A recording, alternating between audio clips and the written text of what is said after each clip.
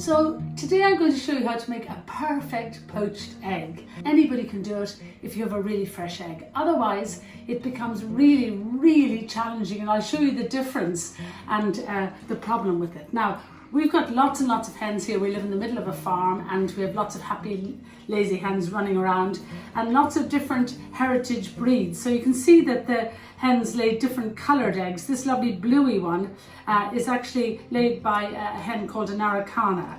So take a lovely fresh egg, and here's another little trick. Crack the egg into a cup, and that'll make it easier to slide it into the water. Now have the water boiling ahead of time, but it's very important that it's not a really turbulent boil, that it's a very gentle, but water is barely moving. So I have some here. It came to the boil a moment ago. I'll give it a quick flash up again. And now I'm going to put some salt into the water. If you've got a very fresh egg, you don't need vinegar or anything at all. So I'm just going to turn that just to get it right up again, and then I'm going to turn it right down to a bare little simmer. And I'm going to slide the egg into the water. This is where the cup is really handy. Just slide it in like that. Look, and it stays. You see, it stays a lovely perfect shape. So now let me show you the difference when you have an egg that's not quite so fresh. Another pot of water there, another bit of salt into it. Now here we have some eggs, and I think these are maybe 10 days or 12 days old. So, and they're our own eggs as well. These are organic eggs from the farm, and the older they get, the sort of more watery and everything they get. But so there you are. It looks pretty similar. Just slide this into the water again, and you see what happens. It's all sort of frilly and loose and everything, the contrast between the two. I'm just going to pop in a little bit of toast. When you have a fresh egg, you don't have to do another single thing to it. Just leave it there with the water barely moving until the white, the albumin, is just set, but the yolk's still lovely and runny. And then you can serve it in all sorts of different ways. I'd really encourage you, if you can at all, if you've any little bit of lawn or garden, maybe think about buying a chicken coop, get a couple of hens. You can feed them the food scraps from your house, and they'll come back as eggs a few days later. And then you have these beautiful fresh eggs, and the children will know where eggs came from and all of that as well. Now, supposing you don't have a really fresh egg, and the eggs in the shops can sometimes be, a week or even 12 days old before they get on the shelves.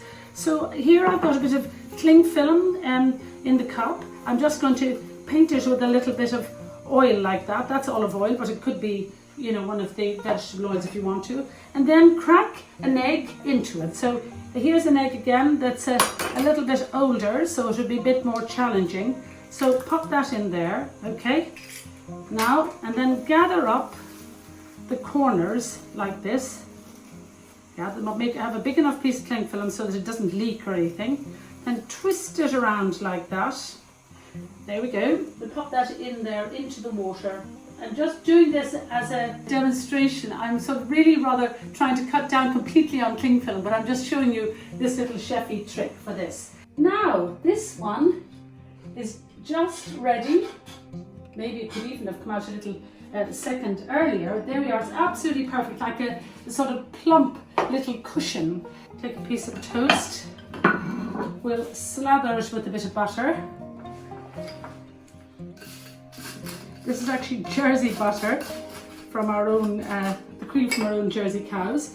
So now you could put that directly onto the toast if you wanted just a simple poached egg and toast. Don't forget to sprinkle a little flaky sea salt over it, maybe a little freshly cracked pepper like that. And if you wanted to, you could pop a little tiny piece of parsley on the side of it like that. Now let's go back to the other one here.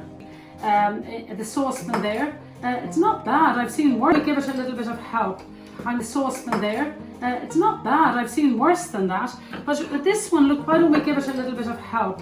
I'm going to butter another piece of toast, and then I'll take a little bit of avocado, And you see the lovely colour of that butter. That's because the cows from the Jerseys have lovely, very, very rich cream. So it makes lovely yellow butter. So now an avocado on this. So what we can do is we can just cut out a few little cubes, and then you have your poached egg on avocado toast. So we'll just scoop out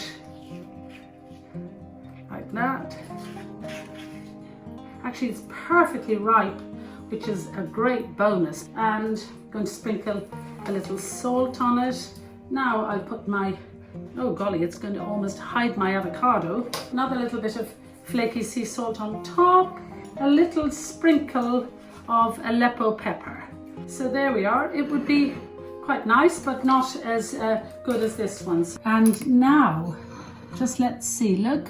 So just cut it, and oh, how delicious that is. Just absolutely perfect, and I had to do nothing to it. We fish it out. There we go. So it's quite a good shape, but it should really be helped certainly with a little bit of, whoops, it's hot, a little bit of hollandaise or something. So we'll pop that on top there. I'll sprinkle this also with a little flaky sea salt. We'll give it a little freshly cracked pepper, help it out a little bit with some Aleppo pepper, a little. So this is the perfectly fresh egg, which I had to do absolutely nothing to, except slide it into the water. And I have a little salt in the water, but no vinegar, no vortex, nothing. All you need is a really fresh egg. This one was one of our own eggs as well, about 10 days or 12 days old, and you can see it spread out around the water and not so appealing. And here is one, if you really don't have a fresh egg, you can cook it in a little cling film, although I'm not a great fan of cling film. Give it a little help with either some hollandaise sauce or a little crushed avocado and sea salt and pepper flakes. So there you are. So that's the secret of a perfect poached egg for breakfast or a little early supper. So don't forget, if you have room in your backyard or on your lawn, try and get a little chicken coop, get a couple of hens. They'll turn the scraps from your kitchen into delicious fresh eggs, and then anybody can create a perfect poached egg, which is a real feast in itself.